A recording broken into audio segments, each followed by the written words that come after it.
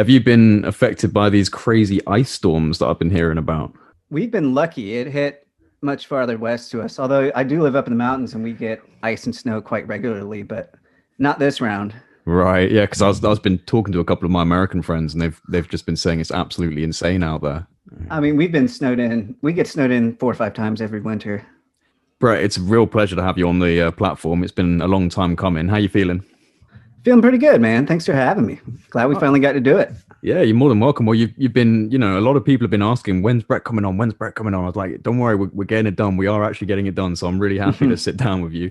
Now, before we jump Yeah. into like the coverage around these US Navy patents that you've been doing, would you mind just giving us a little bit of background on your journalistic career in general? How did this all start for you, and how did it lead towards you eventually covering areas of defense journalism, such as these exotic Navy patents? Yeah, I've kind of just stumbled my way through my writing career so far completely by accident. I used to be a teacher. I used to teach writing. I taught first and second year writing at the University of North Carolina at Charlotte. Coincidentally enough, in the same department as A.J. Hartley, Oh, wow. who wrote some of the Secret Machines books. Yeah. In fact, I met my wife in his Shakespearean tragedy seminar. Oh, that's awesome. True story. Yeah. And so I used to teach writing, and then I went overseas and taught a variety of humanities courses in China for a number of years. But what I always wanted to do was write. And I didn't really know what that meant or what that would look like. But we saved up a little nest egg in China to come home and transition into new careers. And so when I moved back here, I started just applying for every entry level writing job I could get. I eventually got a job writing for a pretty popular kind of weird news and paranormal site that also has a popular podcast. And while there, I really fell in love with writing about kind of black aircraft and mysterious military projects. That's always been kind of a hobby of mine, an interest. Right, right. And while doing that, I came across the Salvatore Pais story and pitched it to Tyler at the Warzone. And here I am. So I'm not actually trained as a journalist. I don't even consider myself a journalist. I know a lot of times when, you give me compliments, I always laugh and say, oh, is that what I am? Because, To be fair, I just consider myself a writer. in a way, I have a similar thing these days because people put me under a certain label and give me a compliment. I'm like, really? I'm just a dumb 26-year-old who's trying to figure all of this out. Yeah, I'm a dumb 36-year-old trying Oh, to there we figure it go. out. But, I just consider myself a writer. Yeah, for sure. And I guess, what I'm doing now, some of it can be considered journalism, but I've kind of had to just kind of learn it as I go. Tyler and Joe over at the Warzone have been incredible mentors and have given me so much guidance. I really owe so much to Tyler. He took a big chance on me. Again, I was just writing for kind of a weird news site. And yeah, he took a chance on me and here I am. So Well, I think it was that's about it. Richard Branson that said, if you don't know how to do something, do it. Like accept the job and learn how to do it while you're there. I totally ruined that with a lot of Yeah. paraphrasing, but I think that's a good way to do it. If you've got an opportunity and you're not quite sure, jump in anyway and figure it out. Fake it till you make it, right? As they always say. Exactly. So, when exactly is this? Is So this been like a lifelong interest in terms of the UFO UAP subject, or have you picked this up along the way? yeah, as a younger lad, I grew up on stuff like the X Files and movies like Independence Day, Mars Attacks, Men in Black. So when I was a preteen and teenager, I was way into UFOs and the search for extraterrestrial life, and much more of a believer back then. And then as I got older, that led, like a lot of people, are either led to UFOs from the black aircraft world or they're led to black aircraft from the UFO world. And Right, I'm right. I'm in that latter. I as I got older, I just became more interested in kind of the military technology side because it's easier for me to reach out and put my hand on it, so to speak. Black aircraft actually, we there's much more concrete evidence for them. You can Right. trace the history a lot easier, and I've always just been interested in aerospace and aviation. I owe that to Legos, I think. Um, as a young kid, in fact, I still play with Legos with my son every Oh, day, that's and totally the only forgivable. things I They're build awesome. are, oh, they're the best. But my wife laughs at me. The only thing I build are spaceships and airplanes. No, So no Harry Potter yeah, castles or stuff like that then. we have a few Harry Potter kits. My son's way into Harry Potter right now, but Now, space travel. It's really science fiction and space travel that has been kind of a lifelong interest for me, and that's what's kind of led me to writing about what I'm writing about now. right. And speaking of science fiction and space travel, before we jump into these articles, because you have now published a series of them from 2019 up to present day, all of which, for everyone listening, can be found on thedrive.com within the section known as the Warzone. And the articles can also be found in the description box below. So I'd recommend you guys check the articles out after this talk. But before we jump into the meat of this, I wanted to highlight for those listening who have not been keeping up with these articles, some of the technologies that are being proposed, because some of these technologies include proposals for things such as high frequency gravitational wave generators, inertial mass reduction devices, and the one that caught most people's attention, including myself, was the proposal for a hybrid aerospace underwater craft. So what we're dealing with here are extremely exotic technologies and assets that seem to be, well, pretty much directly correlating to the observed performance capabilities of what we would call UFOs, or more common now as UAP. And so I just wanted to let anyone know who may be unaware of the content of these articles that we're talking about, well, essentially beyond next generation technologies that are apparently being pushed out into the forefront by the US Navy. And as most of us are aware, the US Navy has been a front runner for transparency on the UAP issue for the last few years. And this would appear to be another step in this direction. So, Brett, what were your initial thoughts when you stumbled across these exotic patents, and how did you end up stumbling across them in the first place? Well, I think it was like March 2019. One of the British tabloids, I believe it was Metro, ran a story about the hybrid craft patent. And so I ran a little blog entry on that weird news site I used to write up. And but it always just dug at me, because here we have this bizarre sounding craft that is described as being capable of incredible feats of propulsion and aerodynamics, being patented by the Navy right in the midst of all of these very highly publicized incidents of Navy sailors and airmen Right, encountering right. craft with incredible propulsion and feats of aerodynamics. So it just struck me as so odd and so coincidental that the Navy would be patenting these things at the same time this big media blitz has been going on about, the Nimitz and the Princeton incidents.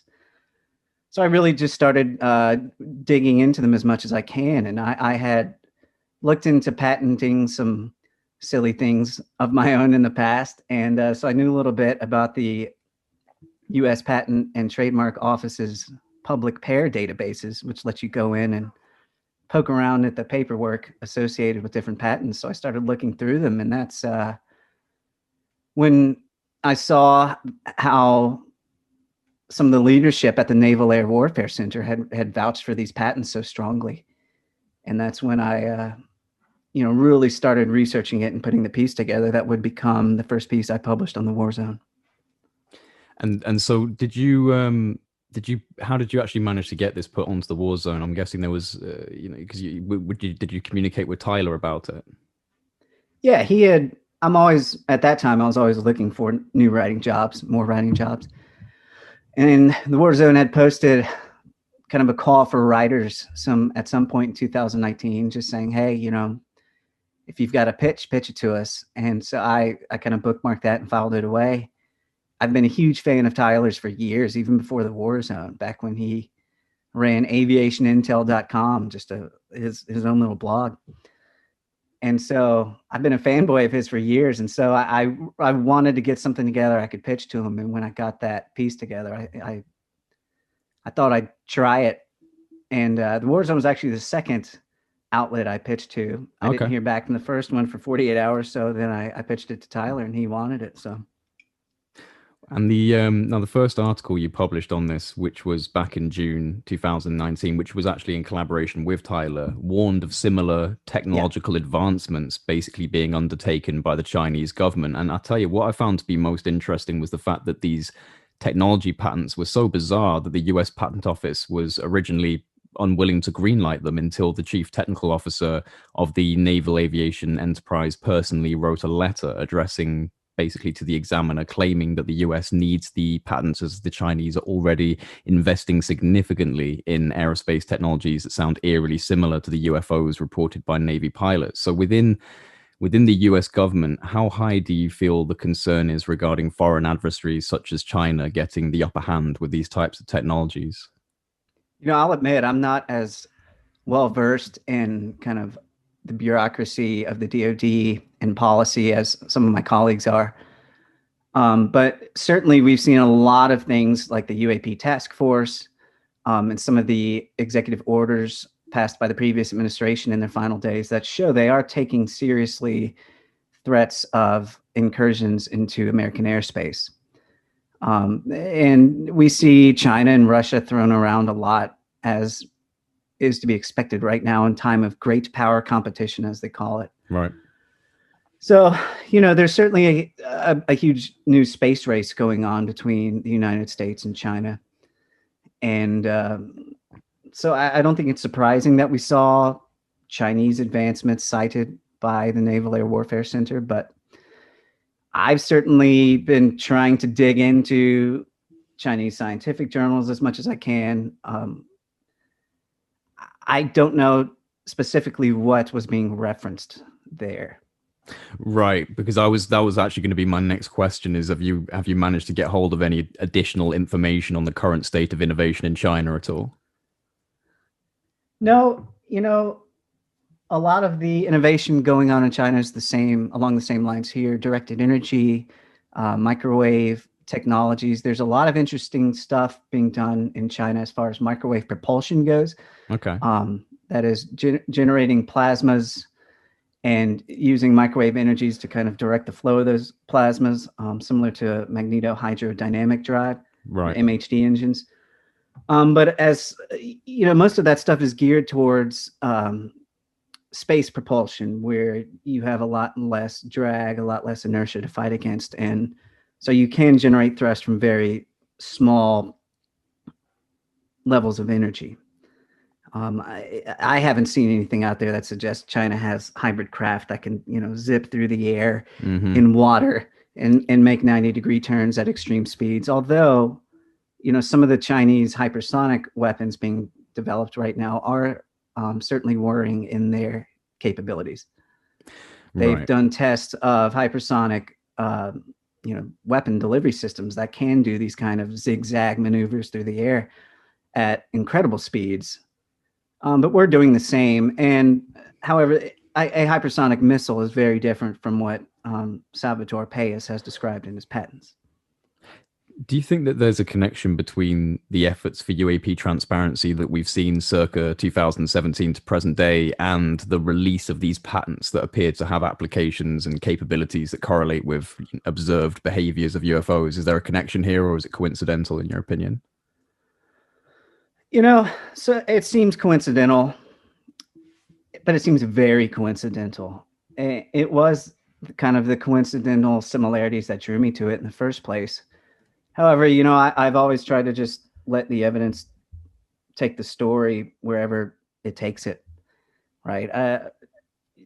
I'll tell you, there are some interesting dates that kind of line up. To the Stars Academy of Arts and Science was incorporated on February 13th, 2017 in Delaware as a public benefit corporation. The very next day, Salvatore Pais' tic-tac-shaped high-frequency gravitational wave generator patent was applied for on February 14th, 2017. Okay. Hey, they're a day apart. Probably a huge coincidence, right? Well, there's nothing to suggest. Again, though, I just, TTSA had their press launch event on October 11th, 2017. The hybrid craft patent is then published a few weeks later on November 2nd. And a few weeks after that, the big New York Times article drops on December 16th, 2017. So all of these things are happening at the same time. But that's as far as the connection goes, it seems. It is sort of curious to me. If you remember the TTSA launch event, Steve Justice was Yeah. talking about this electromagnetic craft that they were going to Yeah. develop, right? He's a lot it's quieter certainly about that these days. yeah. And then you have, Salvatore Pais Right. patenting this electromagnetically propelled craft. I don't know what to make of that. I'm sure it's a coincidence because we've seen these kind of patents before from other people. We've seen a lot of UAP transparency groups over the years describing the same kind of technologies that they claim are hidden in the black world in government laboratories somewhere. It's hard to make anything of just the timing being similar because, so far there's no link between the two. Again, it's the coincidental timing that drew me to the Pais patents to begin with. But again, the evidence suggests that this was exactly what it looks like. Just a crazy, weird science experiment that got funded at the Naval Air Warfare Center. And it doesn't seem to have panned out, but there's still some interesting things I'm pursuing as far as that goes. Well, the patent that was being pushed the most by the CTO of the Naval Aviation Enterprise was a craft using an inertial mass reduction device. So essentially, that patent seems to describe a technology that can render a craft weightless.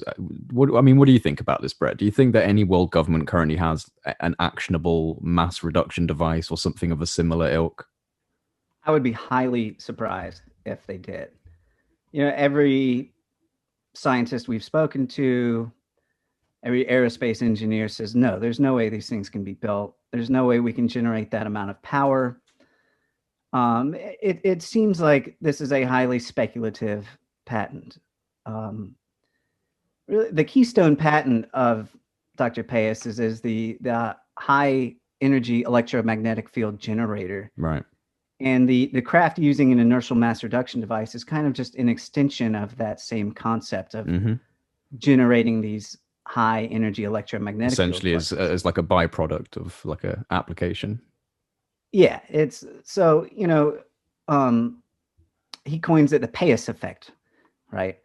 And really the craft is just one application of the Pais effect, one hypothetical, highly speculative, as far as we know, application of the Pais effect. I think it's, a lot of people, one of the reasons I wanted to come on the show is to kind of talk about how I feel like the patent story has been kind of taken and run away with. A lot of people look at that patent and say, oh, well, the Navy is patenting a triangle. It's the black triangles that we all know so much about, right? It's the TR-3B or whatever. If you really look at the language of that patent, he's not really patenting a particular airframe. He's not patenting a particular vehicle. He's patenting this inertial mass reduction device that can be used on the vehicle. And he describes how the vehicle could come in many different embodiments. He says it could be conical in configuration with an elliptical cross-section similar in geometry to a hypersonic glide vehicle or dart. He also says it could look like a delta wing, like a similar to kind of the RQ-170 or the RQ-180, these lenticular triangle blended wing craft. And he writes that, this present invention has been described in considerable detail with reference to certain embodiments, but other embodiments are possible. So it's not like he's patenting a triangle craft. It's just that the images that he submitted along with his patent application just happened to look like a triangle from that certain cross-section. Right. Yeah. And so that, yeah, because that's basically just people looking at the schematic, seeing a triangle and going, aha, that's the TR-3B, which is a little bit of a over exaggeration. So it could very well be a cone. It very well could look like, some of the blended wing unmanned aerial vehicles that are out there, like the RQ-170 or the Boeing, what's it called? The Delta Ray, I believe it's called. You'd know more than me.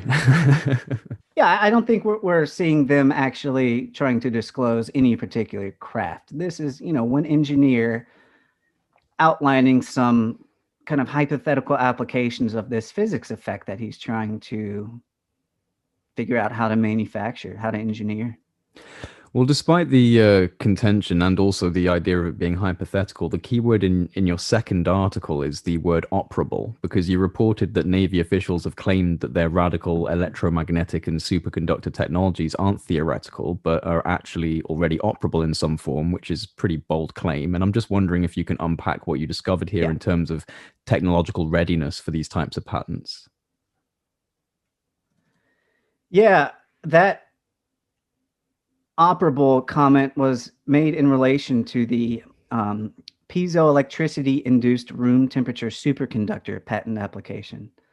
So that's basically taking the same Pais effect that Dr. Pais claims, where you couple high frequency vibration with high frequency spin in an electrically charged system. So imagine a highly electrified guitar string, and you're plucking it at the same rate that corresponds with certain harmonic levels of the electrical frequency you're pulsing through it. I hope that's a good explanation. I'm very much not a physicist.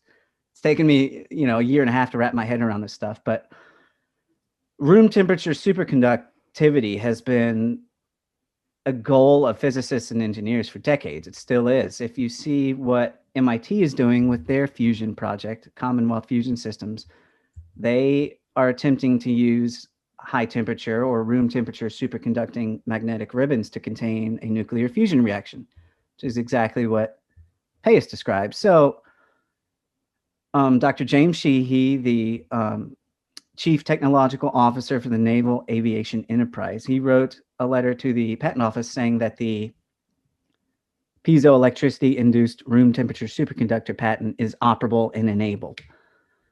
And it's interesting. I mean, if he's claiming any one of these patents is operable, it makes you wonder about all of them. Right.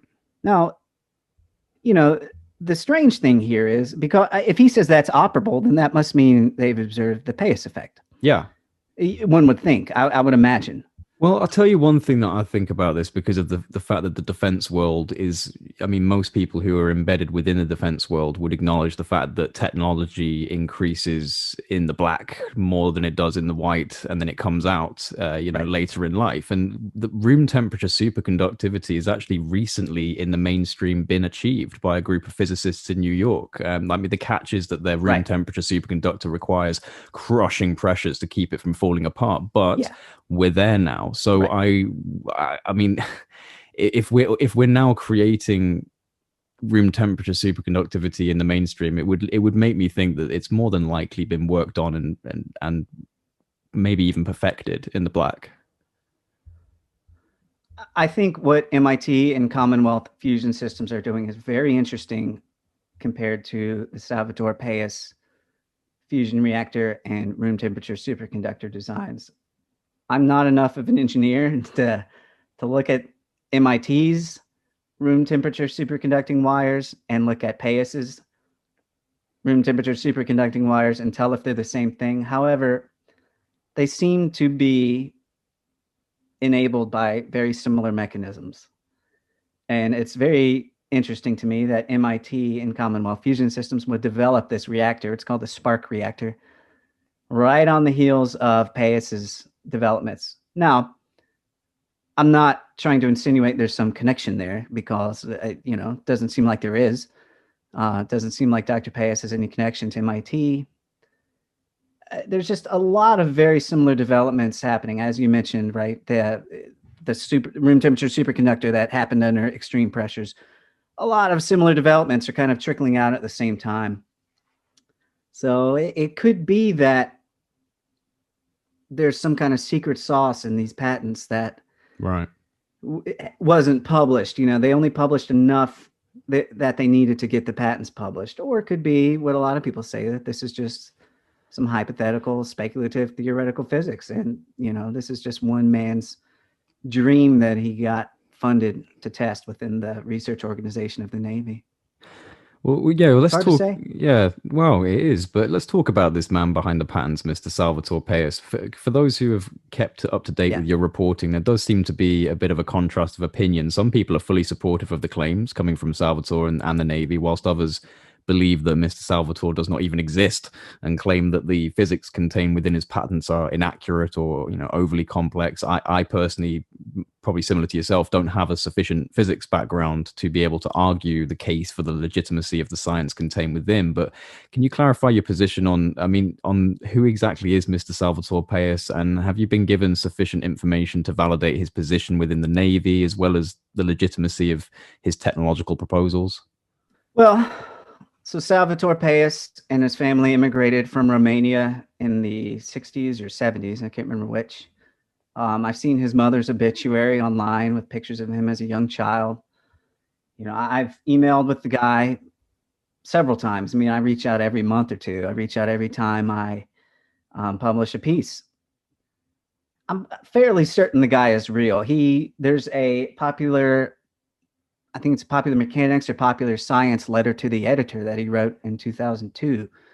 There's a book review on Amazon that he published in 2016 before anybody knew his name. He's got a publication record going back to 1991 from NASA-funded research he did while at Case Western Reserve University. I think it's unfair to say that the guy isn't real just because he doesn't have a huge online presence. I can tell you right now, if you Google my father, you will find absolutely nothing online about the guy, but I'm pretty sure my dad is real.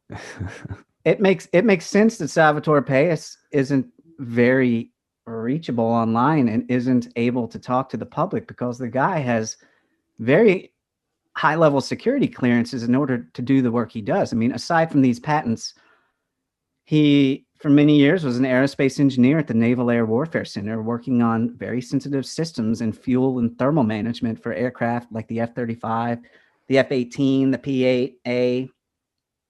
So it makes sense that the guy just can't email you and tell you exactly what he's working on at the time,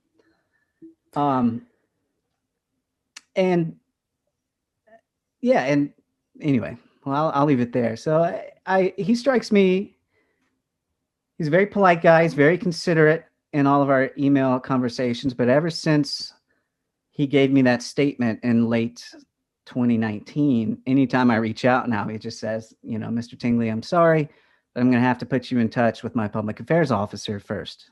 Right. Okay. And that's the response I get every time, because I guess maybe some people weren't happy with him, writing me that great email about the Pais effect and how he'll be proven right someday. And the doubting subject matter experts will be proven wrong. Well, it's not, he's not alone in that regard, in respects to looking at the mainstream academic institutions and their ideas about these types of sciences. Because, I mean, we have to remember that this type of thing has been stonewalled in academia for a very long time. You go through very specific channels when you're studying to become a physicist, and you can actually find yourself to be relatively ostracized in your academic, career if you're going to go down the route of what's considered to be woo-woo or junk science. And it's only junk science, in all honesty, because some of these people have not really thought about how it could be achieved, because it seems so outside of the envelope of where we are right now. So, I mean, this is honestly the case for people throughout history, right? The front runners, the underdogs, the guys and girls that are saying, no, this is the way it is. You're gonna realize in the future that this is the way it is, and they're told no, no, no, and then eventually they're praised as pioneers and geniuses.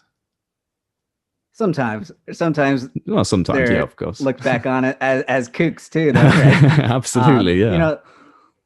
Time will tell with Dr. Pais, I guess. And I see the claim out there a lot that, there's no intermediary for this, there's no science on this, and that's really not true. There are a lot of physicists working on kind of the same kind of theories that Dr. Pais is. There's Alfonso Rueda at the University of California, Long Beach, I believe. Bernard Haish at Lockheed Martin. And you certainly have figures like Dr. Eric Davis and Hal Puthoff, who have been publishing on these same kind of concepts for years. David Froning, who's an aerospace engineer who developed the first Nike ballistic missiles, has been publishing on using specially conditioned electromagnetic fields as propulsion. All of this stuff is still very much in the theoretical realm. I think what made Pais's patents so controversial is he attempted to take those theoretical concepts that aren't even on the bench top yet. You know, they're still very largely relegated to pen and paper kind of equations or computational dynamics experiments. But he attempted to take these very theoretical theories in terms of macroscopic quantum coherence and you know, quantized inertia. He attempted to take those and actually see how they could be engineered, or claim how they could be engineered using today's materials and today's equipment. And I think that's what has made them so controversial. But he's not alone in arguing for some of these things. Now, that doesn't mean all the other people arguing are right too. They could be looked back on as kooks too. You know, time will tell. But Dr. Pais is part of a trend of engineers and physicists looking into this stuff. I mean, look at Dr. James Woodward out at Cal State Fullerton, who's been testing the Woodward effect, or the Mach effect, since the 90s. And he's gotten massive funding from NASA. He's launched the Space Studies Institute out there. You know, so far, I don't think they've been able to prove that the Mach effect is anything more than a testing error.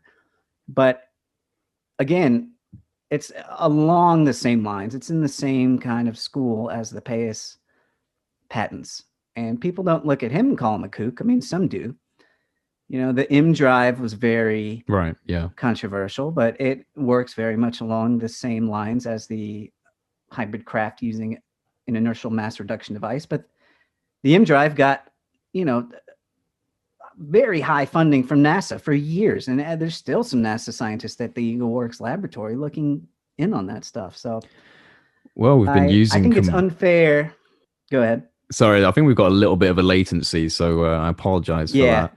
But no, all I was going to say there was, to me, like, there must be some upgrade from here. You know, there must be something else that we can use, some form of novel approach to propulsion. So it doesn't seem so outlandish that these types of ideas are being put forward, especially, you know, at least in the theoretical sector. But, you know, why do you think the US Navy's been doing this? Because I have to admit that from my perspective, it would appear to be extremely risky to publish, you know, what they were claiming, even though there have been some interesting retractions now, but what they were claiming to be actionable or operable patents in the manner that the Navy has done so. What I mean by that is that due to the tangible threats from, you know, foreign adversaries such as Russia and China, would it not be counterintuitive of the US Navy to reveal its most exotic technological capabilities to our adversaries by publishing them on Google Patents where anyone can see them? Yeah, that's, you know, this whole time that's been the big elephant in the room, right? Right. If these were operable, if the Navy really wanted to pursue these as something it wanted to build, why would you make them public? And I don't have an answer for that. That's been the big question all along. I think Occam's razor would suggest the answer is because they're not trying to build these things yet. These are still largely theoretical. They're still largely speculative. So there's no point in keeping them secret because we're still decades or more away from being able to build them. That's one take on it. You know, and then a lot of people also suggest, well, maybe this is kind of misinformation or disinformation. I've had a lot of background conversations with people, both within the Navy and outside, and people who've worked with Dr. Pais. They've all told me, you know, this is not how misinformation works. Now, I'm not well versed in the intelligence world. I don't know what that means. You know, I can't evaluate that statement. Right. Maybe it is.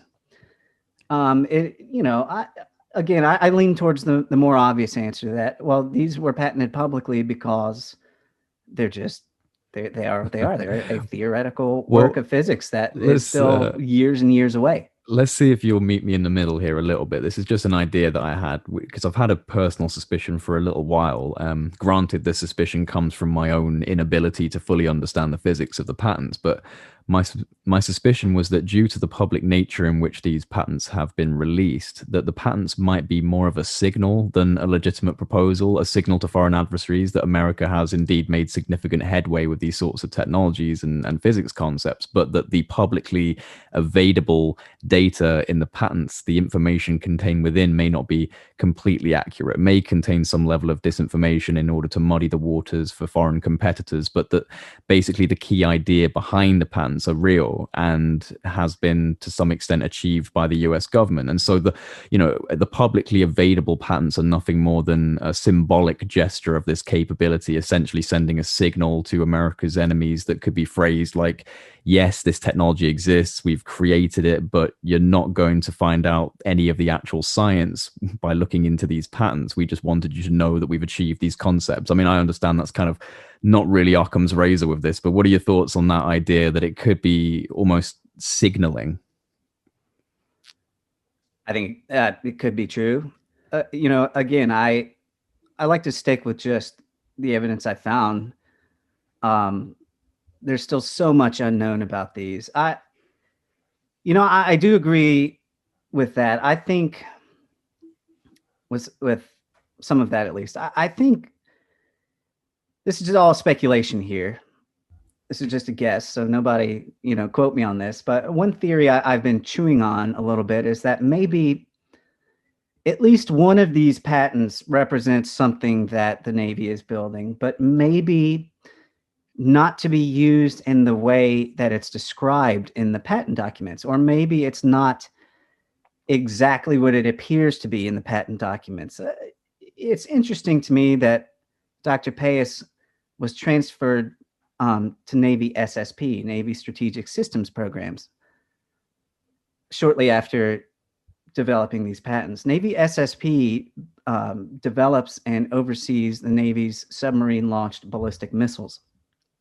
These submarine-launched missiles are literal hybrid craft. They are launched from underwater, they then fly through the air, they then go into space, they then come back into the air, and then, onto land, onto their target. So I've wondered if maybe that hybrid craft patent could be some type of a new missile technology employing some kind of electromagnetic supercavitation or drag reduction technology along its outer skin. I keep thinking back to Trump's comments that he made over and over again about hydrosonic missiles. Right? That's probably Trump just misunderstanding what he's heard in briefings. But who knows? Yeah, maybe not. Touching back on your question, I have chewed on those ideas along those lines a lot, that maybe there's at least one of these patents isn't what it seems, and that maybe a lot of the language in the patent literature itself is kind of a smokescreen, a misdirection.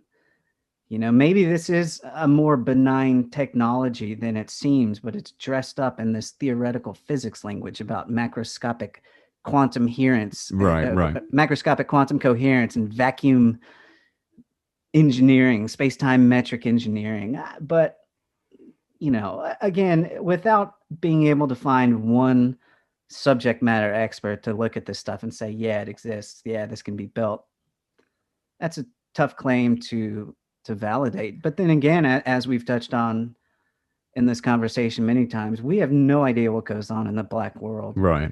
There's so many anecdotes and quotes about, the black world of the US military being decades ahead of what the public knows about. And, whether that's true or not, we have seen proof of that somewhat when you look at some of the aircraft that have been revealed to the public decades after their first flights. So, it's just tough to say what we're looking at in these patents. Why, if these are so revolutionary, if they are so important to national security and national energy dominance, as Dr. James Sheehy and Dr. Pais have claimed, why are they public? Why didn't they check the box on the patent application to keep them classified? Well, I suppose that, the same question could be asked about why the DoD videos were released, the FLIR footage, why is any of this happening? And obviously we're not going to directly correlate and connect like we were saying before. We can't directly correlate Yeah. the patterns coming out to the same revelations that we've been seeing since 2017. But you got to ask yourself, if they've got a handle on this stuff, if they want to maintain the secrecy, why even start opening your mouths about any of this? So it does make me feel like there could Yeah. be a bit more to it. And I'll tell you, the hybrid aerospace underwater craft, something that interested me. Now, obviously, these are the claims of the inventor, but it was claimed to have the capability, and I'm quoting here, to engineer the fabric of our reality at the most fundamental level. Now, what piques my interest about this is in my recent interview with the former ATIP director, Luis Elizondo, he confirmed to me that a technology or science does already exist, which would allow for the complete and total manipulation of both cognitive and physical environments, including the manipulation of the very fabric of time and space. Now, most people would agree that when it comes to the world of defense, like we were saying, especially the world of clandestine black projects and special access programs, that the publicly acknowledged capabilities of the US military are actually probably way off the mark of what is actually achievable, and that we're actually many decades ahead, just as we were saying. Obviously, that's speculation to a certain extent, but there are cases that we know of there where that's pretty much accurate. So we've kind of gone over this, but I'd like to rewrap it. Where do you believe the US government is currently when it comes to beyond next generation energy and propulsion capabilities? Well, as we saw with the executive orders, which were put out in the last days of the previous presidential administration, the DoD, the DOE, and NASA are accelerating development of miniaturized nuclear reactors. Right, right. We look at what Skunk Works has been doing in terms of developing miniaturized nuclear reactors that could fit aboard aircraft, and it's clear that the DOE, the DoD, they are looking into kind of next generation energy dominance. Now, whether we're ahead of anybody else or whether we're close to achieving that is still yet to be seen. Uh, at the Warzone, we report so much on kind of cutting edge, bleeding edge aerospace technologies, and it doesn't seem like anything close to the Pais patents is actually being built. When you see a lot of the next generation aerospace technologies coming out, they have a lot to do with data fusion. They have a lot to do with, radar signatures, low observability in the visual, infrared, and radar regimes. Nothing like this. There's nothing we've seen that can, engineer the fabric of our reality, but it's just so curious and so coincidental that these would, to go back to this point, that these would come out right at the same time that we're hearing so many of these accounts from Navy sailors and Navy airmen. I just don't know what to make of it. I think it's incredibly curious too. Dr. Pais, when I got the statement from the Naval Air Warfare Center that he'd been moved to the Air Force, so I tried to track him down again to try and get a statement to see if he could go on the record. I've been trying to interview the guy, even to just do a profile, a biographical profile on him for a year and a half now, but no luck yet in getting that approved. But he's actually been moved to the Space Force. Oh, really? I guess the Naval Air Warfare Center public affairs officer, he wasn't incorrect in telling me that, because many Air Force commands were transferred to the Space Force just in the last year. And the particular command Dr. Pais was transferred to is now under the command of the Space Force. I have no idea what to make of that. I mean, as the Space Force as of now isn't doing a lot of aerospace engineering. Most of their systems are being carried over from the Air Force. So that's another curious wrinkle to this story. Yeah, for sure. I mean, do you think that there is, just as a, you can just speculate here, but I would say that it's likely. Do you think that there is an exotic technological arms race currently underway between world superpowers, Russia, China, America, maybe even India? Do you think that there is this desire to make a breakthrough in propulsion and energy? I mean, it would seem obvious, but just based on these types of patents and the observed capabilities of UFOs, which are becoming more widespread and understood, it just seems like that would be the next leap, and that's what they would want to aim for as superpowers. I think a lot of the next generation big leap through technology, leap ahead technologies we're going to see are going to be in the realm of directed energy, and we've already seen a lot of those. What's not talked about a lot is how directed energy intersects with propulsion. Right. I've got a piece that came out last year in the Warzone about how lasers and microwave emitters can be used to kind of create a channel of low density air directly in front of an aircraft to basically reduce the drag in aircraft experiences down to almost zero. And, right. And those are still relegated to wind tunnels and computational fluid dynamic tests. It doesn't seem like any of them are actually in the air, but isn't that also what's kind of hypothesized to be on the leading edge of the B2 Spirit? Something that ionizes the air. It's never been proven. Yeah, exactly. Right. And, so we know that some of these things already are in existence. And when you look at what that hybrid craft patent actually claims, what is claimed, like the actual system, the actual physical system, not the claims about, engineering the fabric of our reality. But when you look at the physical system that he has patented, it's basically the same thing. You're depositing energy along the skin of the aircraft in order to kind of push the air out of the way. And in that respect, it's not that radical, because there are a lot of people looking at ways of using directed energy and volumetric plasmas to kind of do the same thing. But nobody's claiming that, they can engineer our reality or whatever yet. So, but again, going back to my point, I think a lot of the language in these patent applications is just very elevated, very theoretical, very kind of dressed up. And that maybe what we're looking at is a lot simpler than what we think it is. But, that's a guess. This could be kooky nonsense relegated to the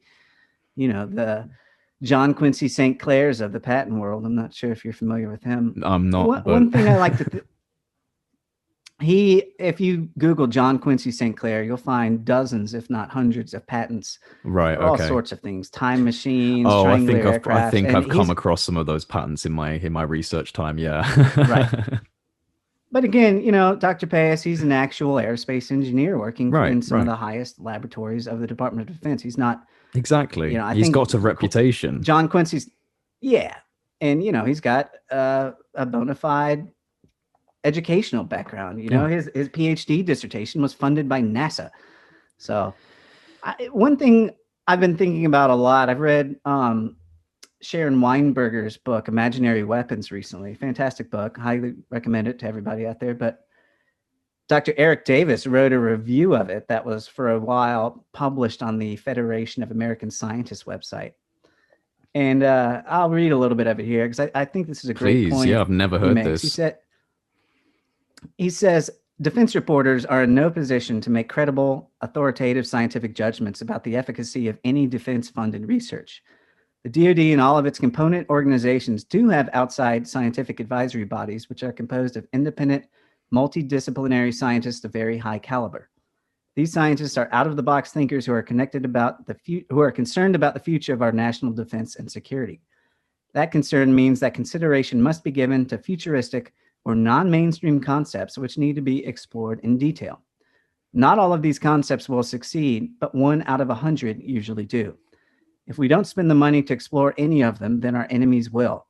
And it will be they who makes the next big discovery that will have serious defense implications for the United States.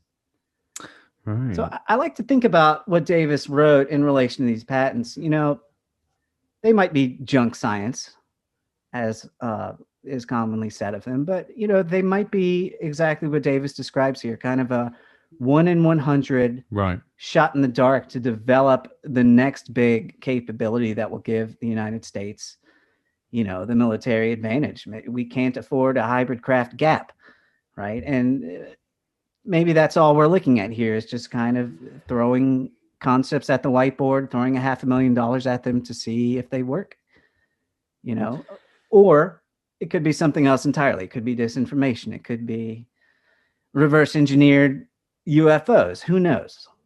You know, but I want to know more.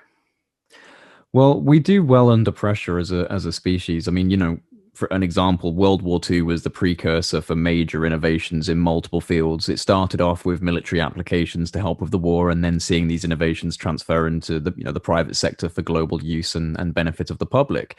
If we're in an arms race right now with these sorts of technological assets, you know, for what could essentially be seen as quantum technological superiority, do you think that could be the catalyst for a paradigm shift in global energy and propulsion applications? To repackage that a bit more succinctly, do you expect to see a trickle down process from the military to the private sector with this type of technology if it is actionable? I hope so. The key there is your last statement, if it is actionable, right? If these things are actually realized. So many people have reached out to me over the past 18 months in the private sector. Some people who have gotten, you know, SBIR contracts from the DoD to research very similar concepts. Dr. Pais is not alone in either the DoD or the private sector in looking into these things. When you look at what the Naval Research Laboratory has been looking into with high energy lasers and plasma physics, you know, it really does feel like we are on the verge of a new scientific revolution, largely spearheaded by lasers and directed energy technologies, which are opening up incredible new branches of physics. What I was going to say there real quick is, wasn't Lockheed reported to be working on a compact plasma compression fusion device similar to what Salvatore Pais was working on? Yeah, I'm not sure. Was it? I know it was a compact nuclear reactor. I'm not sure. I'll have to maybe look it up real quick, because I remember it caught my eye, and I swear it was a fusion device. I could be wrong here, but let me have a look. Let me have a quick look. Lockheed. Yeah, it is. It is a fusion reactor. Yeah. Right. Yeah. So they have already announced that they're working on that kind of stuff. You know. Yeah, and something in one of Dr. James Sheehy's letters to the patent office that he says, I would prefer we hold the patent as opposed to paying forever to use this revolutionary technology. Yeah. You know, and if Lockheed is working on a compact fusion reactor, and if Dr. Pais has patented a compact fusion reactor, you know, maybe it makes sense that you know, the Navy has been at the forefront of mobile, quote unquote, nuclear reactors for decades now, right? I mean, that's what's aboard aircraft carriers and submarines, is these mobile fusion mobile nuclear reactors, not fusion, but just nuclear reactors. So I've had a lot of conversations with people who know Dr. Pais and have told me that they've heard him say, or they've read him write, that he will be remembered for his energy patent. More than any of the other patents. And so, again, going back to what MIT is doing right now with their fusion reactor, what Lockheed Martin's doing with their compact fusion reactor, what those last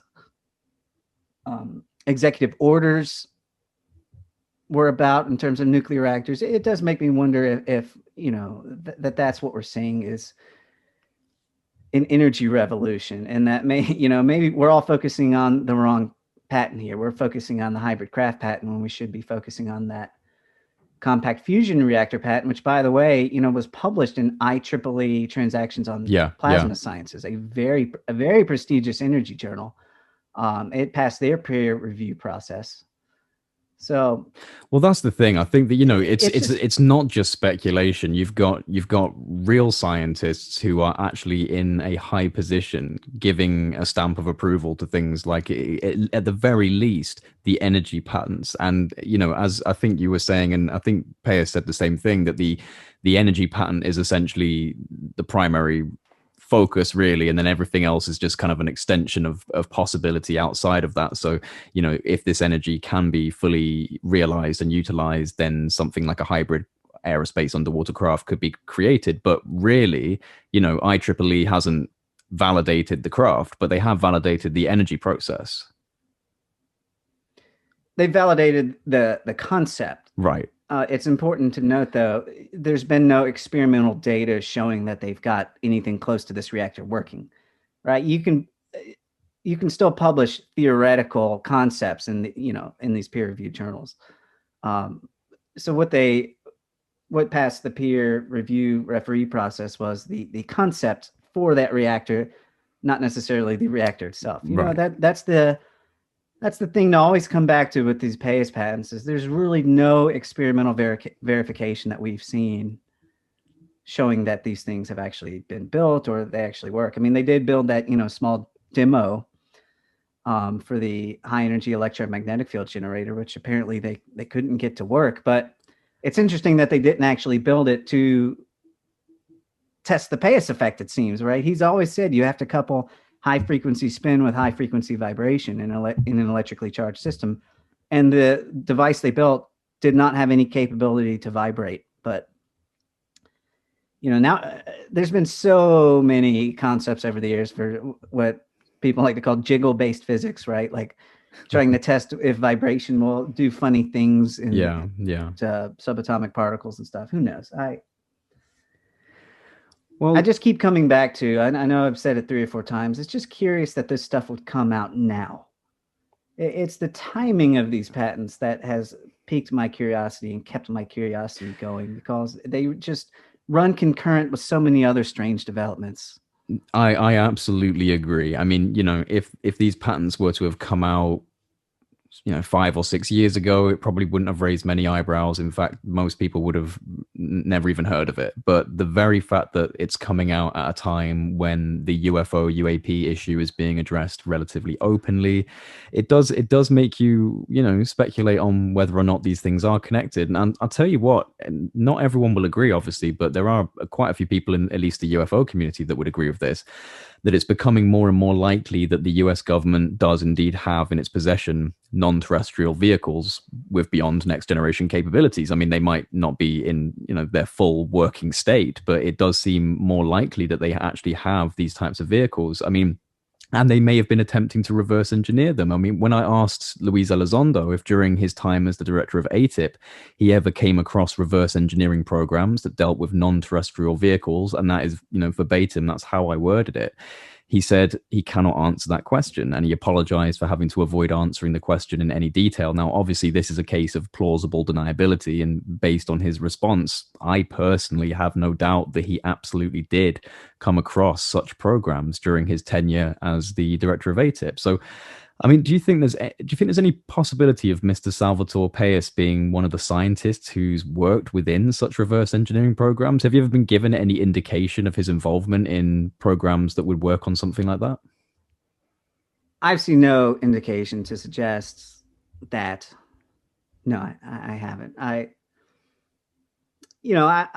like to just keep coming back to it. Let's stick with what we know about these patents, and the evidence suggests exactly what they look like, right? Just a speculative work of theoretical physics coming from a very talented and clearly very imaginative aerospace engineer who wants to take humanity to the stars someday.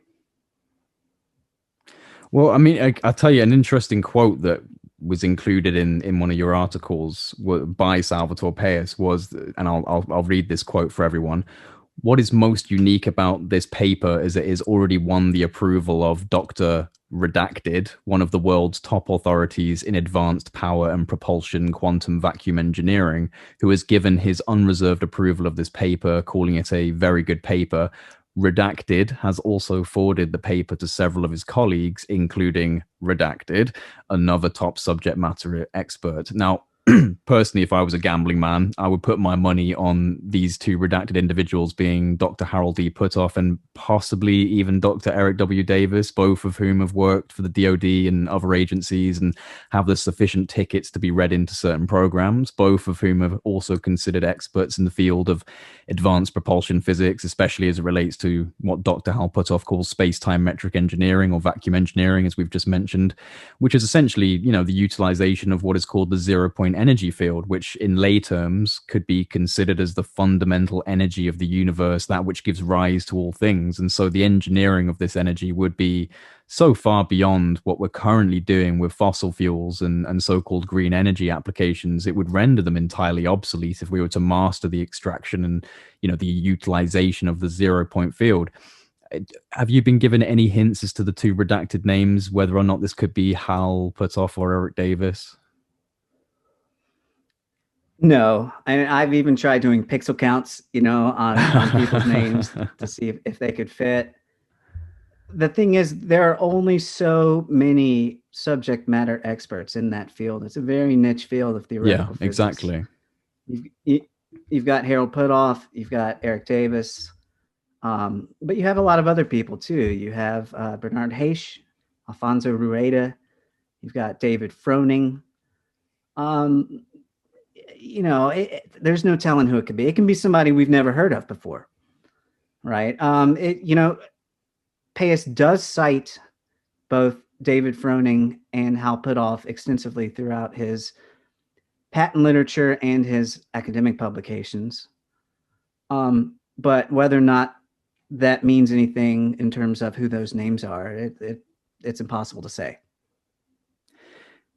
Do you think the private energy industry wants to see these types of highly disruptive breakthrough energy devices come to light? I mean, even just through a hypothetical scenario, leaving aside any idea of operational capabilities right now, many within the UFO community would say that there has been a decades-long corporate conspiracy to keep these technologies obfuscated from public view due to the potential implications of a free energy society, which would, by default, it would see the collapse of the petrodollar macroeconomic system that is currently being enjoyed by those who control the energy and fuel industries of our world. I mean, you are essentially dealing with like a global infrastructure that has been profiting from these non-renewable resources for decades. One would like to imagine that any sane individual would want to forego profit in order to save the planet or the human species. But as we all know, the upper echelons of private industry are pretty much dominated by self-serving, profit-driven individuals. And so if you're looking at a technology that could render the energy costs of essentially everything to near zero or absolute zero, it wouldn't be too outlandish, to imagine that some of these corporate monopolies would view a free energy paradigm as a threat to their ability to profit from energy infrastructure. So, I mean, to repack that as a question, do you think the fossil fuel industry would welcome this type of technology, or would they, and possibly have they, made active attempts to dismantle and disparage this type of new energy? I wouldn't even know where to begin answering the second part. I have no idea. That's well outside of my purview. But we've heard lots of stories about those types of suppressions over the years. Now, whether or not they've been proven is one thing. Going all the way back to the claims about Nikola Tesla's technologies being seized by the FBI or whatever. Oh, they're not claims. That's facts. That's documented evidence of that. Is it? Yes, there are documented documents. There's actually a document that details a power struggle between the FBI and the CIA, where there's a note that says that we're requiring the secret Tesla patents to be given to us. So, I mean, there are some pretty strange documentation around Tesla. I haven't done too much research about the energy sector. That's not really my area of expertise. Fair enough. I think it's safe to claim that, not to claim, it's safe to assume that there would be large resistance from the petrochemical industry for this. But again, I've talked to so many people kind of in the alternative energy industry that this is a huge, and not just this kind of like 0 point vacuum engineering thing, but all sorts of fusion and nuclear technologies and compact reactors.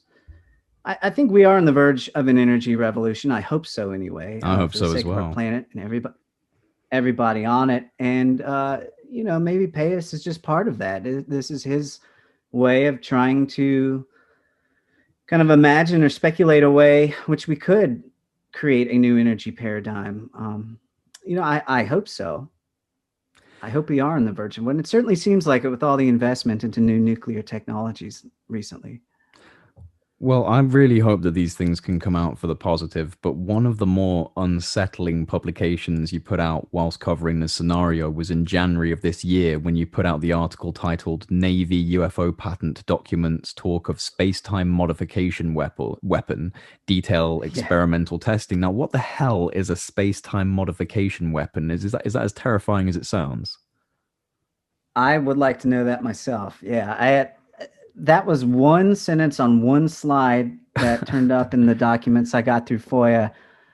I want to know what the hell he's talking about there, Yeah, because it does sound terrifying. And you know, it's disappointing to me that whenever new technologies arise in the DoD, the first thought is always how to weaponize them, right? How can we turn this into the of course. biggest bomb possible?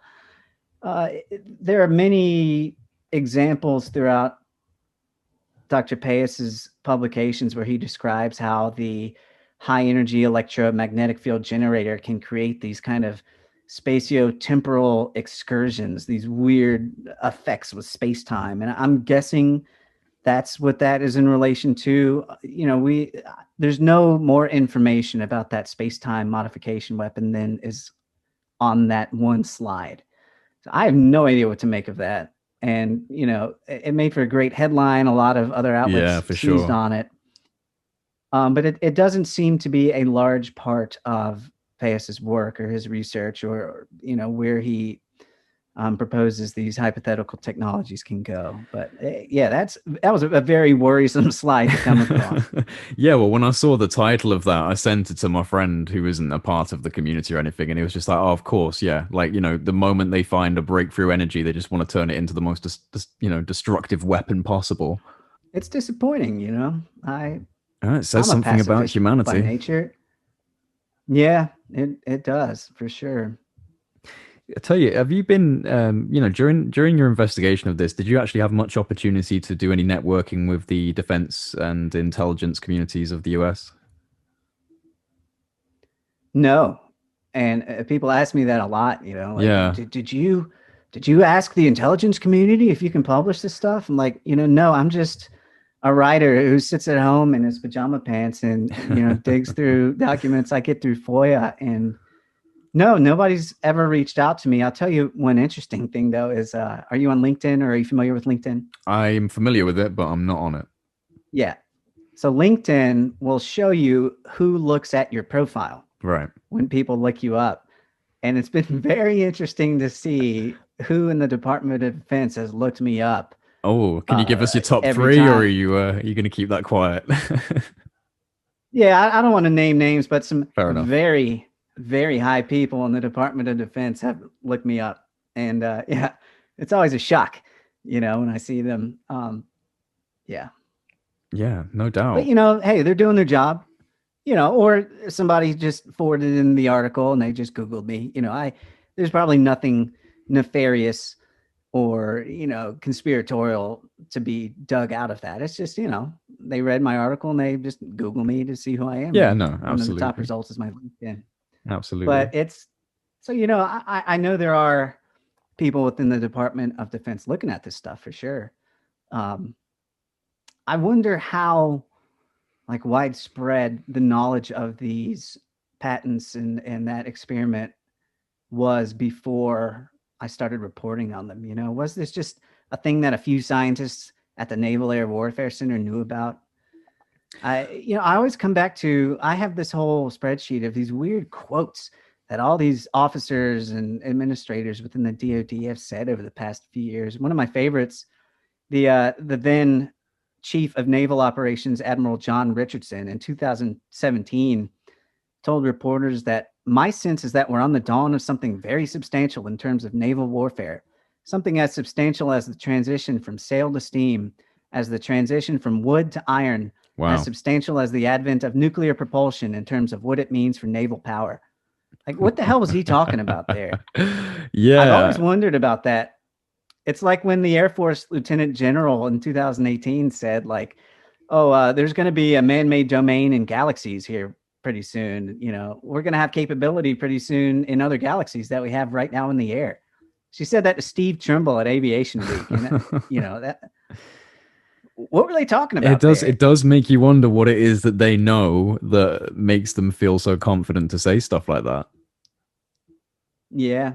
And she backpedaled, the Air Force Lieutenant General Jameson, she backpedaled that and said she was talking, I forget what exactly she said, but she retracted and said she was talking about like galaxies of ideas. Like she was speaking figuratively or metaphorically or something. I can't remember what she said, but you know, that the one by the chief of naval operations, though, that one's always struck me. Like he's saying we're on the verge of a revolution as substantial as the advent of nuclear propulsion. Yeah, I mean, I would substantial agree. as the transition. Yeah, I honestly, I mean, you know, just from intuitive and speculative and optimistic sense, I just feel like we really are on the verge of something quite phenomenal. I mean, it's not just about propulsion, but you're looking at all of these different changes. One of them, I think, one of the most notable would probably be quantum computing. You know, quantum superiority being achieved, and the types of models and projections and physics that you can actually achieve through something like quantum computing. I mean, it's beyond what most people can really understand right now. But once those types of things come in, I do think we're going to see an exponential increase in different technological capabilities, as well as our understanding of physics in general. Absolutely. And we touched on this earlier. You asked me about like what big groundbreaking kind of paradigm shifting technologies are on the horizon. I think artificial intelligence too, right? Yeah, is absolutely going to revolutionize. I mean, every industry, every sector of life, but in warfare in particular. I mean, that's some of the most major investments by the DoD are in artificial intelligence right now in terms of sensor fusion, being able to shift. You know, there's so many thousands of satellites and just millions of sensors all over the planet, and it's very hard to make sense of all that data at one time. But artificial intelligence very soon will be able to, you know, make decisions on the battlefield so much quicker than a human being can. And that's going to really revolutionize warfare in ways we can't even imagine yet. Do you think maybe that's what the chief of naval operations was talking about? Who knows? Maybe, yeah, maybe. Just to segue into the UFO issue a little bit, do you think that this issue has been kept secret for such a lengthy amount of time? And when I say lengthy, we're talking, you know, potentially several decades worth of secrecy. Do you think this secrecy has been maintained up until present day due to the amount of knowledge gained by our governments, or is it the opposite? Is the secrecy due to their inability to explain this phenomenon to the public? You know, your personal opinion. Yeah, you know, there's a metaphor about, you know, when you're a hammer, everything looks like a nail to you, right? And you know, my focus is and has been on, you know, black aircraft, right?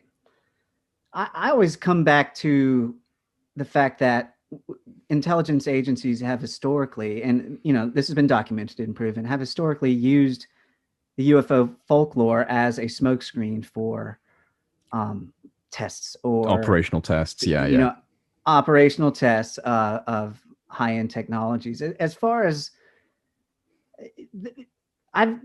to be honest, I don't know is the answer there. That's not something I've read into a lot. There's something weird going on and has been for decades when it comes to the government and UFOs. That's for sure. What it means is beyond me. We touched on this a little at the very beginning of the interview here. I kind of live on the periphery of the UFO world. You know, when you look at my body of work in the Warzone, like I really write about military technology. Yeah, you skirt the edges. Right. But I do follow the UFO news and developments. I watch every UFO video I see. You know, that doesn't mean I see anything that have you watched The Phenomenon by James Fox?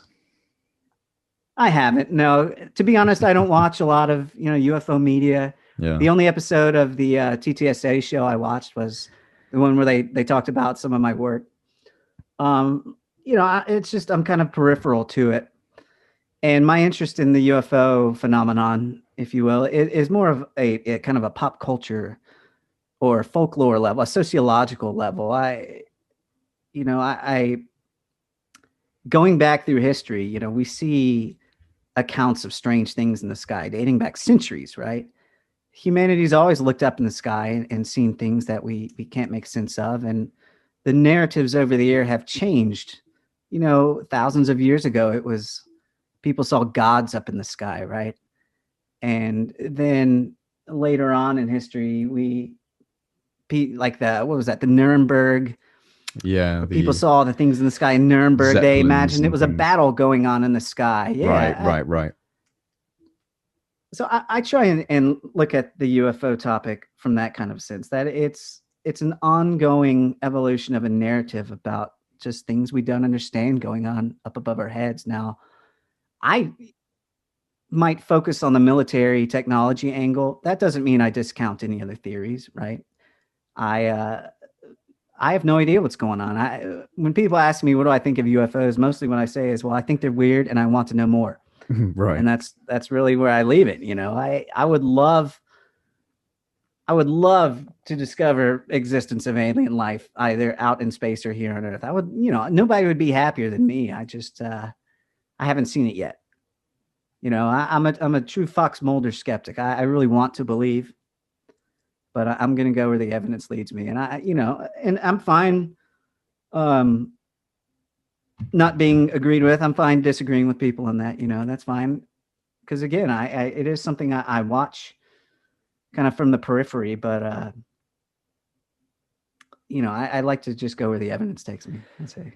Well, you could say blessed and cursed with the fact that I've had my own sightings that have changed my life, and these occurred in 2019 primarily. So I'm in that very awkward position. You, well, you shouldn't, because it's actually very annoying when you've had experiences like that and you can't prove it. It's all subjective. It's you don't have evidence for it, and it's difficult. That's what's tricky about. Yeah, that's what's so tricky about the phenomenon is the best evidence people have for kind of anomalous, flight performance and stuff is all accounts, eyewitness accounts. Right. There's so little tangible evidence we can put our fingers on. And I know there's been a lot of claims lately about, recovered materials and things, and I'd love to see them. I'd love for it to be true. And I'm not discounting anybody's experiences, right? I just haven't had them myself. I study a lot of philosophy in grad school and things. I know how subjective our realities are. And again, I would love to go out tonight and see something in the sky that just completely blew my mind and changed my whole perspective. I haven't had that yet. Well, you never know. Keep looking up, man. Keep looking up at the sky. Yeah, trust me, you might see something. I think what a lot of groups are doing, like Skyhub, is fantastic in terms of making a lot of high-end sensors available to everybody. I think the more data we can collect is great. I mean, clearly there's something weird going on and has been for a long time. Now, whether it's all misidentified natural phenomena or aircraft, or whether there's something actually weird going on, I would love to know. I'm kind of an agnostic. I'm a UFO agnostic, I'll say, right? Yeah, fair enough. Now, after a year and a half of reporting, you finally, in your most recent article published on February the 1st of this year, was it February the 1st? Pretty sure it's February the 1st. I think so, yeah. Just wanted to make sure I got my date right there. But it's been a rough month. Oh, yeah, no doubt. But I've lost track of time, yeah. You managed to get statements from the Naval Air Warfare Center Division regarding the work of Salvatore Pais. Now, before we jump into what NAWCAD had to say, I wanted to read a response that you received from the inventor himself. So this is from Salvatore Pais in relation to his physics concepts and technologies. The fact that my work on the design of a compact fusion reactor was accepted for publication in such a prestigious journal as the IEEE TPS, which for everyone listening stands for Institute of Electrical and Electronics Engineers Transactions on Plasma Science, should speak volumes as to its importance and credibility, and should eliminate, or at least alleviate, all misconceptions you or any other person may have in regard to the veracity or possibility of my advanced physics concepts. Mr. Tingley, do realize that my work culminates in the enablement of the Pais effect, original physical concept. The Pais effect comprises the generation of extremely high electromagnetic energy fluxes and hence high local energy densities generated by controlled motion or electrically charged matter from solid to plasma states, subjected to accelerated vibration and or accelerated spin via rapid acceleration transients. Such high energy electromagnetic radiation can locally interact with the vacuum energy state, the vacuum energy state being the fifth state of matter, brackets, fifth essence, quintessence. In other words, the fundamental structure, I love that quintessence, the fundamental structure from which everything else, space-time included, in our quantum reality emerges. Now, the engineering of the Pais effect can give rise to the enablement of macroscopic quantum coherence, which, if you have closely been following my work, you understand the importance of. I must stress that all of this work, patents, patent applications, and technical papers, was conducted as a NAVAir/NAWCAD employee, and that my current position within the Navy SSP has absolutely no bearing or in any way, shape, or form has anything to do with this advanced physics work. Thank you for your interest in my physics concepts and try to keep an open mind in regard to my work. Respectfully, Sal. Now, we can take it from these statements that Mr. Pais is extremely confident in his physics work and that the technological proposals he's put forward are indeed actionable and should be taken seriously in his mind.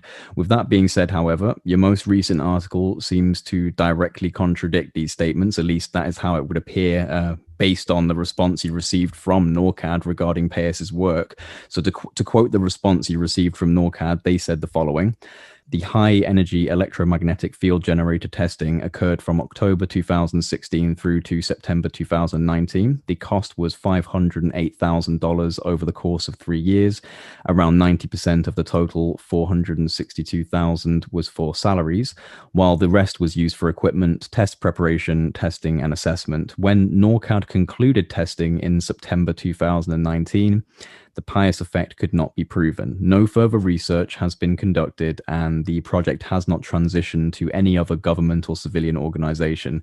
Now, after all these different claims about operability, demonstration, and concerns of similar advances in technology by the likes of China, in your opinion, why would NAWCAD suddenly turn around and essentially dismiss the work of Mr. Pais, making it seem abundantly clear that they have no intention of continuing the work on these physics concepts and technological assets? I mean, what do you think the reason behind this? Is it just clear cut, or do you think that this is a bit more nuanced and maybe there's something to read between the lines here?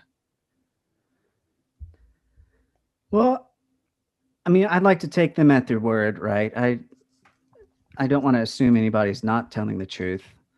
I think if you look at the timeline, those statements of operability and enablement that were made by Dr. James Sheehy were made several years ago, in 2017 and 18, I believe, where those two letters.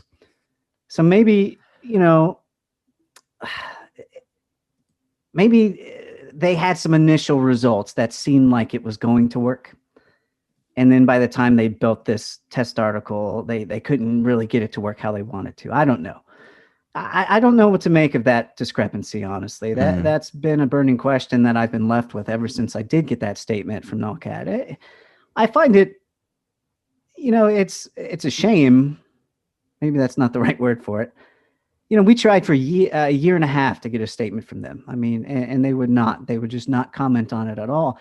And then I get these documents through FOIA, and all of a sudden they want to speak up and tell me, you know, no, this didn't work. We did the test and it stopped. Like, why couldn't they have just told me that a year and a half ago? Right. Right. I don't know what to make of it, honestly. But again, I like to just go where the evidence leads. And it seems like that, right? That Dr. Pais and maybe even, you know, his superiors like Dr. James Sheehy, they had high hopes for this stuff, that they did the math on paper and it seemed like it was going to work. Maybe they had some other test articles where they got some early results. You know, it's interesting how specific you have to be with FOIA, right? I've been in communication with some other people who've tried to get information on the testing, and the Navy has told them, oh, we never did any tests. Well, it's because they didn't ask the specific office for the specific documents by their specific codes. And so who knows what other stuff is out there related to the Pais patents, if anything. Maybe nothing is. Maybe we got it all, but who knows? That's one of the burning questions I've left with now is like, if this was just some dead end that they threw $500,000 at and it didn't work, then why all the secrecy so far? Why these letters written to the patent Yeah, office? like demanding that it go through, and it just I can't figure that out. Yeah, it's that's still one of the big burning questions. I know that you said that you have been basically receiving a boilerplate response from Dr. Pais now in regards to trying to get into communications. But have you tried? Did you try to reach out to him once you were given these comments by NAWCAD to see if he would comment any differently? Did you make that attempt? Oh yeah. Yeah. Oh yeah. No, I email him. I email him pretty frequently, and the guy's not. I guess I'm guessing here that he's not going to risk his career by speaking out to the media when he's not supposed to. I'm amazed that I got the statement from him that I did back in 2019.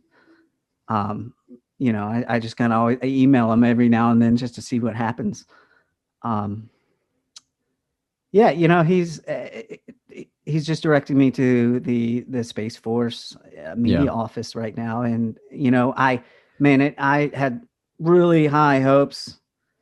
I wrote them and they said, yeah, have your editor send us a letter, and we'll see what we can do. And I got really excited that they were going to let it happen, but they got back to me a week later and said, no, we can't proceed with this. So for now, the guy can't speak out about his own work. And I think that's a shame.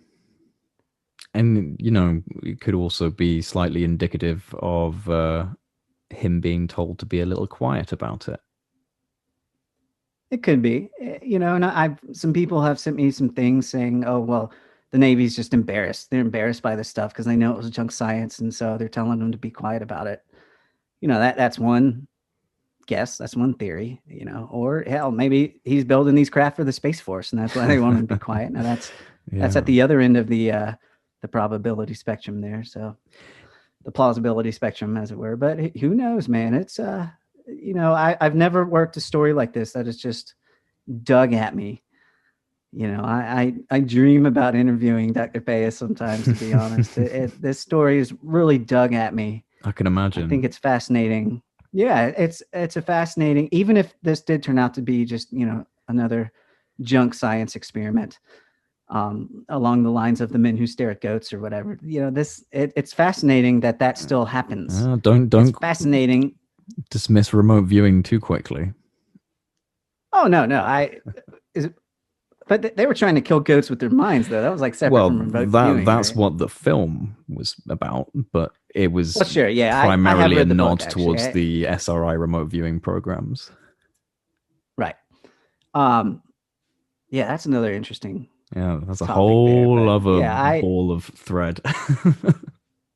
We like to think of the military as being very stodgy and uptight and, concerned with just very concrete boots on the ground kind of work. But it's fascinating to me that this kind of fringe research is funded by the DoD all the time and has been for decades.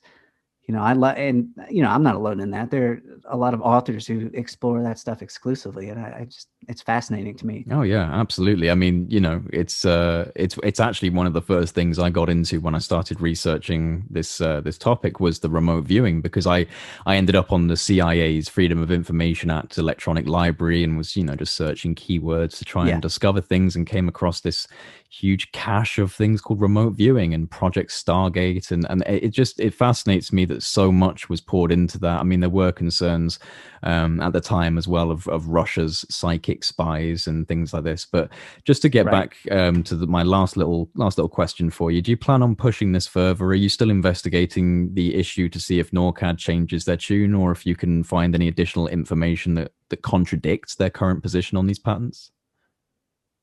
Yeah, I continue to work on the story daily. I mean, it's I think I've got a book project in here somewhere. But the third act has yet to be written, but yeah, I'm still working on it for sure. I think his transfer to Space Force is incredibly interesting. I think the fact that the statement we got from NAWCAD seems to contradict some of those declarations to the U.S. Patent Office, that's pretty curious. And again, I'm beginning to look at the patents. I'm trying to look at them with kind of a new eye and think, you know, what am I missing here? Is this something kind of more down to earth that's being dressed up in lofty theoretical physics language in order to describe its actual form and function, right? Right. Who knows, huh? But yeah, the story's not over yet. In fact, I think it's just getting interesting. You know, it's picking up steam. I think there have been so many times over the past 18 months where I've thought I'm just at a dead end. You know, the Pais story is coming to an end. There's no more to be found. And then something will happen. One of my FOIA requests will be fulfilled, or I'll get, you know, an email on background from someone telling me to look into something, and that'll lead me down a new route. So who knows what will happen here? I've had some incredibly interesting background conversations just in the past 2 weeks since publishing those 2 most recent pieces, and I can say there is something more going on than what it seems, but whether or not that means this is misinformation, whether or not that means this is junk science, or whether or not that means there might be something in development here, that remains to be seen. You know, I didn't mean to seem like I was putting down remote viewing or the UFO topic earlier. Again, I try to be kind of agnostic when it comes to all this stuff. I keep an open mind and I go where the evidence leads me. You know, all I know is my own experience, right? Absolutely. So I try to apply that. I try and apply that perspective to this story. I try and just remain as open-minded as I can about it. Early on, you know, I was really hoping that the Navy was flying these things somewhere. Yeah, of course. You know, clearly, it doesn't seem like they are. Not yet. Maybe not ever. But I will continue to look into it for sure. Brett, it's been an absolute pleasure to have you on to talk about this. It's a fascinating journey that you've taken us through for the past 1.5 years. And I must say that I don't think that this is the end of the road when it comes to these patents. If China is indeed working diligently on, you know, making these types of technologies actionable, then it would make very little sense for the US Navy to simply give up on these concepts and write them off. I mean, I have a sense that there is more to this than currently meets the eye, just as you do. And if that's the case, then I hope to see more fantastic reporting from yourself. And as I mentioned earlier, you wouldn't believe how much private sector research is now being done just based on these patents alone. Like tons of companies, people have reached out, you know, wanting all the data I have just so that they can go and try and build one of these things themselves. I think it'll be interesting to see, you know, where's private sector development along these lines goes from here, particularly where as it pertains to fusion technologies. An interesting road ahead for sure.